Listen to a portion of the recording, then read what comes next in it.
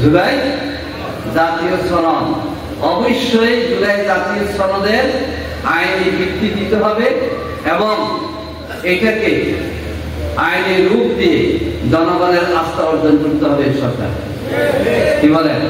বর্তমান সরকার ছাত্র জনতা রক্তের মধ্যে দিয়েছে।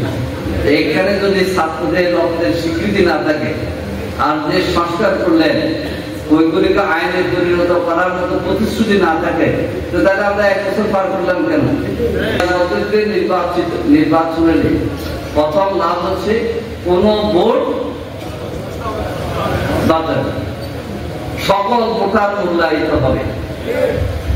এখন তো 1,50,000 পেয়ে একজনে পাস করে, আবার 1,48,000 পেয়ে একজন কি করে?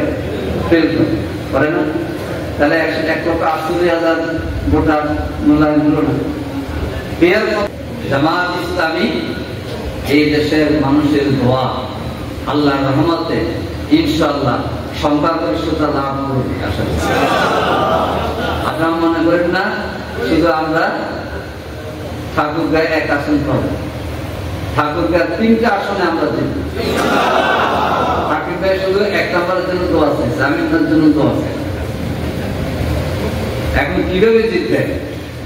আমরা কি অন্য দলের ঠেকাইয়া জিতবো?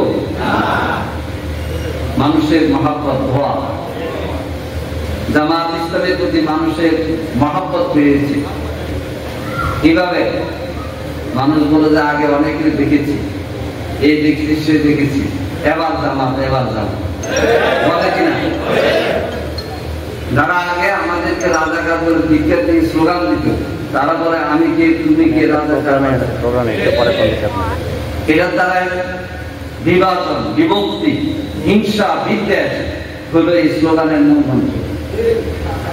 যে আমাদের পরিচয় আমরা বাংলাদেশী, আমাদের পরিচয় যে আমরা এই দেশের নাগরিক। আমরা কাপড় গাড়ি দিয়ে তার অধিকারকে পূর্ণ করবো না। এটা তো ছিল আওয়ামী লীগের একটা পাপ, ভারতীয় একটা কুচ্ছা, যাতে জামাত ইসলামীকে কোণঠাসা করে রাখা যায়।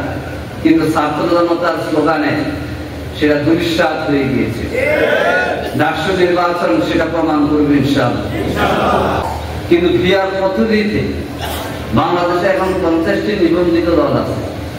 জামাত ইসলামী সারা দেশের 300 আসনে আমরা প্রার্থী দিয়েছি। আমরা একটি দেহ, আমরা কি আমরা একটি পরিবার। প্রার্থী নিয়ে ঝগড়া করে আমাদের কর্মী নিহত হয় না।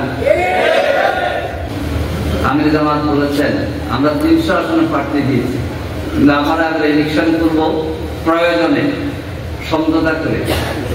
ইতিমধ্যে দেখেছেন আমরা ইসলামী আন্দোলন বাংলাদেশ সহ অনেকগুলো ইসলামী দলের সাথে আমরা দফায় দফা কি বলেন, এবং ইনশাআল্লাহ আগামী নির্বাচনে ইসলামী দলগুলোর একটা বাক্স হবে।